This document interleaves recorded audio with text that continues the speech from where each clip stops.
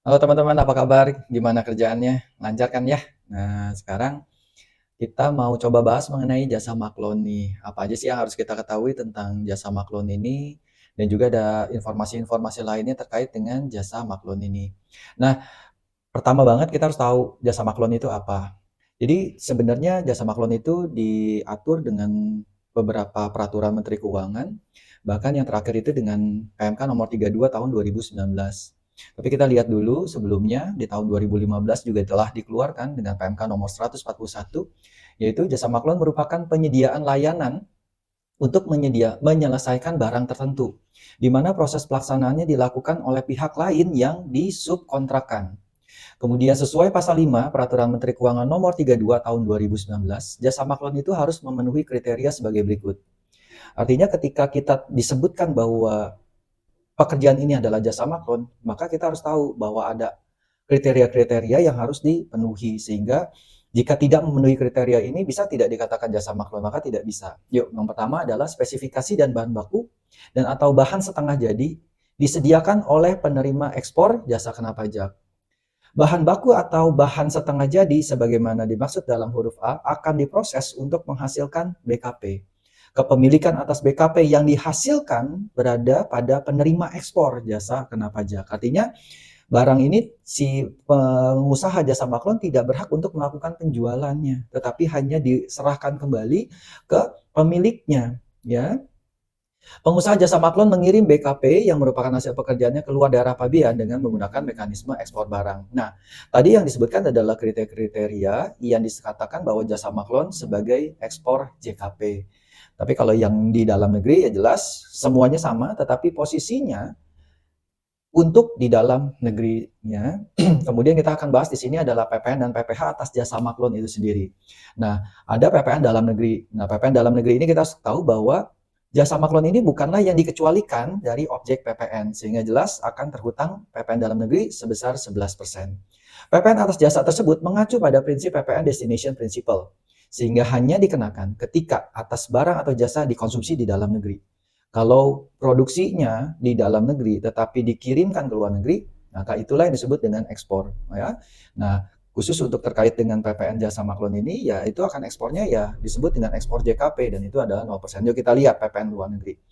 Yang pertama, sesuai pasal 9 PMK nomor 32 tahun 2019, ya, disebutkan di sini adalah pengusaha kena pajak berkewajiban yang pertama melaporkan ekspor jasa kena pajak. Kemudian pengusaha kena pajak juga berkewajiban melaporkan ekspor BKP yang dihasilkan dari pelaksanaan kegiatan jasa maklon dalam surat pemberitahuan masa PPN. Nah, kewajiban ini berubah dari tahun 2010 ke tahun 2011, di mana tahun 2010 awalnya pemberitahuan ini tidak dilaporkan untuk BKP-nya. Tahun 2011 PMK-nya telah merubah hal tersebut sehingga pengusaha kena pajak berkewajiban melaporkan ekspor BKP yang terkait dengan jasa maklon tersebut. Nah, yang kedua, karena destination principle juga lah, maka PPN atas jasa luar negeri ini dikenakan PPN sebesar 0%. Sama seperti ketika perusahaan melakukan ekspor BKP. Sehingga PPN masukannya dapat dikreditkan. Intinya dapat menjadi kredit pajak. Dan juga terdapat beberapa ketentuan lain yang mengatur mengenai hal ini. PPN jasa maklon yang mendapatkan tarif 0%, maka perusahaan jasa maklon yang tadi sudah disebutkan, maka wajib membuat faktur pajak. Nah, faktur pajaknya ini berbeda dengan yang biasa. Faktur pajaknya ini bernama Surat Pemberitahuan Ekspor JKP. Surat pemberitahuan ini wajib disertai lampiran berupa invoice sebagai satu kesatuan.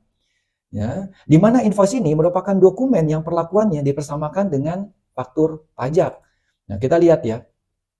Ya, kita lihat dulu yang namanya PEJKP itu seperti apa. Nah, kita lihat di sini. Inilah pemberitahuan ekspor jasa kena pajak. Ini dari atas nomor kode, nomor seri ya, terus aja tuh ada eksportirnya siapa ya. Kemudian ada pemesannya, ini harus jelas ya, betul-betul siapa yang menerimanya. Dan jangan lupa ini terkait dengan kontrak. Nanti khusus untuk kontrak aku akan coba jelaskan kembali. Kemudian ini ada jenis JKP ataupun BKP tidak berwujud yang diekspor. Kalau jasa maklon ya harus dicantang di sininya. Kemudian nah ini yang paling penting, ini ada nomor PEB-nya, ada nomor NPE-nya. Ada nilai penggantiannya, ada tanggal kontrak. Nah, ini nilai penggantian, ya, nilai penggantian, ada tanggal kontrak atau perjanjian. Ada tanggal invoice, Ya, kemudian di sini ekspor BKP tidak berwujud. Kemudian ditandatanganin nama jabatan dan lengkap dan sebagainya. Kemudian kita lanjut dulu ya. Tetapi bukan hanya membuat PEJKP ini, ya. Kemudian kita juga harus melaporkan SPT masa PPN. SPT masa PPN-nya ada di mana? Ada di dokumen lain. Ya, kita lihat di sini nih, dokumen lain. Maka kita masuk daftar dokumen lain pajak keluaran, kita tinggal rekam, maka nilainya, inputannya inilah yang harus kita isikan. Penyerahan jasa luar negeri, ya, penyerahan luar negeri atau ekspor normal, ekspor JKP. Nah, terus ininya adalah dokumen ekspor, kemudian nama lawan transaksi, nomor dokumennya, ya, nomor invoice pastinya. Kita bisa tahu kan juga tanggal dokumennya, masa pajaknya, dan seterusnya, DPP, PPN, dan seterusnya. Jadi kalau disarankan untuk pengusaha jasa maklon, betul-betul kita harus memahami bahwa jangan sampai kita sudah bikin, ya, kita sudah bikin di dokumen lainnya, tetapi kita nggak bikin ini nih, PEJKP. Nah, itu juga salah. Nah, kita bisa menjadi permasalahan yang besar ini kalau kita tidak ada PEJKP-nya. PEJKP di mana? PMK 32, ya. Nah, kemudian berikutnya PPH nih. Nanti khusus untuk informasi lain aku taruh di belakang. PPH atas jasa maklon. Sebagai pengguna jasa yang menggunakan jasa maklon, maka kita harus mengetahui dari mana kita harus melakukan pemotongan PPh 23. Karena yang namanya jasa maklon kan bukan yang dikecualikan dari pemotongan PPh 23 ya. Nah, seperti kita ketahui, pemotongan PPh ini kan selalu PPh 23 terkait adalah yang diatur di dalam PMK nomor 141 tahun 2015. Ini rada panjang, jadi tolong didengerin ya. Tepatnya pasal 1. PPh pasal 23 dipotong dari jumlah bruto tidak termasuk PPN. Setuju semua ya? Nah, itu setuju semua. Nah, sekarang kita lihat di dalam pasal 3-nya. Ini yang menjadi berat. Maka disebutkan untuk jasa selain catering adalah seluruh jumlah penghasilan dengan nama dan dalam bentuk apapun yang dibayarkan. Disediakan untuk dibayarkan atau telah jatuh tempo pembayarannya. Ya, oleh badan pemerintah, subjek pajak badan dalam negeri, penyelenggara kegiatan, BUT, ya semuanya. Kepada wajib pajak dalam negeri atau BUT tidak termasuk. Ya, nanti teman-teman bisa lihat di sini. Tidak termasuknya itu apa aja? Di sini ada pembayaran gaji. Ya, ini kalau untuk mungkin untuk 21 ya, ini terkaitnya kan pembayaran gaji kan termasuknya 21. Kemudian pembayaran kepada penyedia jasa atas pengadaan atau pembelian barang atau material yang terkait dengan jasa yang diberikan. Pembayaran kepada pihak ketiga yang dibayarkan melalui penyedia jasa terkait jasa yang diberikan oleh penyedia jasa dan atau pembayaran kepada penyedia jasa yang merupakan penggantian atas biaya yang telah dibayarkan oleh penyedia jasa kepada pihak ketiga dalam rangka pemberian jasa bersangkutan. Nomor 3, pada pasal 4 disebutkan tidak termasuk dalam jumlah bruto sebagai dasar pemotongan PPh sepanjang dapat dibuktikan. Ya, jadi kalau yang pertama, katanya ada pembayaran gaji, artinya harus ada kontrak kerja dan daftar pembayaran gajinya. Sehubungan dengan pekerjaan sebagaimana dimaksud pada ayat 3 huruf B angka 1. Artinya ini terkait dengan apa sih? Biasanya kita yang namanya jasa tenaga kerja, ya, penyediaan tenaga kerja. Nah, kemudian B, di dalam pasal 3-nya dikatakan pembayaran kepada penyedia jasa atas pengadaan atau pembelian barang atau material yang terkait dengan jasa yang diberikan. Nah, di sini dikatakan apa? Yaitu faktur pembelian atas pengadaan atau pembelian barang atau material. Berarti harus ada apa? Harus ada faktur pembeliannya gitu ya. Kemudian di sini juga ada yang berikutnya ya. Harus ada apa? Faktur tagihan dari pihak ketiga disertai dengan perjanjian tertulis. Nah, kalau reimburse gimana reimburse? Nah, ini di D nih, faktur tagihan atau bukti pembayaran yang telah dibayarkan oleh penyedia jasa kepada pihak ketiga. Dan ingat ya, kalau reimburse berarti terkait dengan reimburse harus memenuhi ketentuan-ketentuan yang misalnya contoh, namanya adalah nama dari si pemilik barangnya. Jadi nggak boleh tuh nama si pengusaha jasa maklonnya, nggak boleh. Jadi harus langsung nama si si pemilik barangnya. Artinya gimana nih? Nah, di dalam pasal 5 telah ditekankan dalam hal tidak terdapat bukti sebagaimana dimaksud pada ayat 4, jumlah bruto sebagai dasar pemotongan PPh pasal 23 adalah sebesar keseluruhan pembayaran kepada penyedia jasa. Ya. Nah, aku juga baca terkait dengan putusan pengadilan pajak ada beberapa hal yang harus teman-teman ketahui. Yuk kita baca ya. Persediaan yang diterima oleh pemilik barang atau produk tidak boleh dicatat sebagai persediaan dari sisi pengusaha jasa maklon. Ya. Kenapa? Karena posisinya ketika nanti ketika adanya pemeriksaan, pihak pemeriksa ini, Fiskus ini akan meminta, pihak pemeriksa pajak ini akan meminta yang namanya arus barang, dia akan menggunakan arus barang.